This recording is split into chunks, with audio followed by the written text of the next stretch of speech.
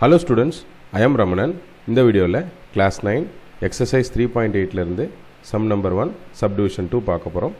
Factorize each of the following polynomials using synthetic division. இதை வந்து 2 mark compulsoryலியோ or 5 markலியோ கேட்கலாம்.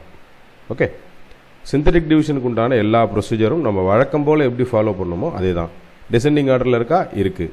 X cube term, X square term, X term and constant term. Okay, இப்போ இதுக்கு X minus one ஒரு ஃபேக்டராக இருக்கலாம், X plus one ஒரு ஃபேக்டராக இருக்கலாம்.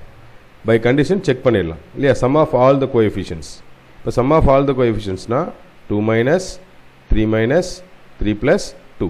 இப்போ எல்லாத்தையும் ஆட் பண்ணோம்னா 4 minus 6 அதாவது minus 2 வருது, which is not is equal to 0. So x minus 1 is not a factor.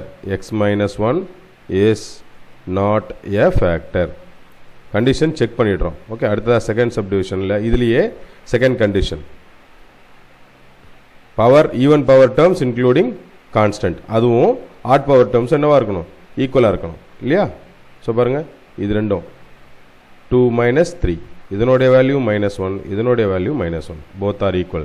Therefore x plus 1 is a factor. Okay, அப்போ x plus 1 is a factor na x plus 1 is equal to 0, x is equal to -1. அப்போ இங்கே டிவைசரை நம்ம என்ன போட போகிறோம், -1. இப்போ கோஎஃபிஷியன்ஸை கரெக்டாக எழுதிடலாம். 2 -3 -3 plus 2. ஸோ இந்த இடம் 0. அப்போ இது ரெண்டுத்தையும் ஆட் பண்ணால் 2 வரும். மல்டிப்ளை பண்ணால் -2 -5, திரும்பவும் +5 +2. ஓகே, அடுத்ததா இது ரெண்டையும் மல்டிப்ளை பண்ணால் -2 வரும், 0.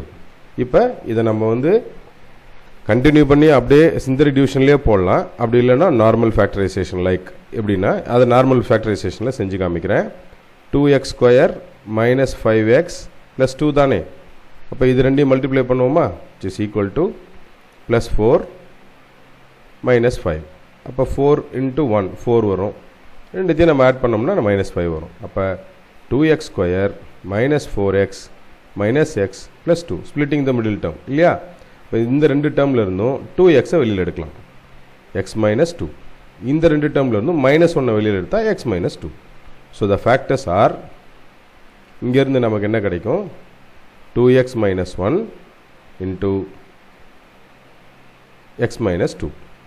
ஏற்கனவே நமக்கு என்ன ஃபேக்டர் இருக்குது இங்கே ஃபைண்ட் அவுட் பண்ணியிருக்கோம், x minus 1 is a factor. Okay, கடைசியாக நம்ம எடுத்து எழுதும்போது x minus 1 ஒரு x plus 1 ஒரு ஃபேக்டர்னு கண்டுபிடிச்சோமா. அடுத்ததாக இன்னொரு ஃபேக்டர் கண்டுபிடிச்சோமா, x minus 2. இன்னொரு லாஸ்ட்டாக நம்ம ஃபேக்டரைசேஷனில் 2x minus 1ன்னு கண்டுபிடிச்சிருக்கோம், 2x minus 1. ஓகே, இது வந்து கண்டிஷன் படி கண்டுபிடிச்சது, இது ரெண்டும் ஃபேக்டரைசேஷனில் கண்டுபிடிச்சது.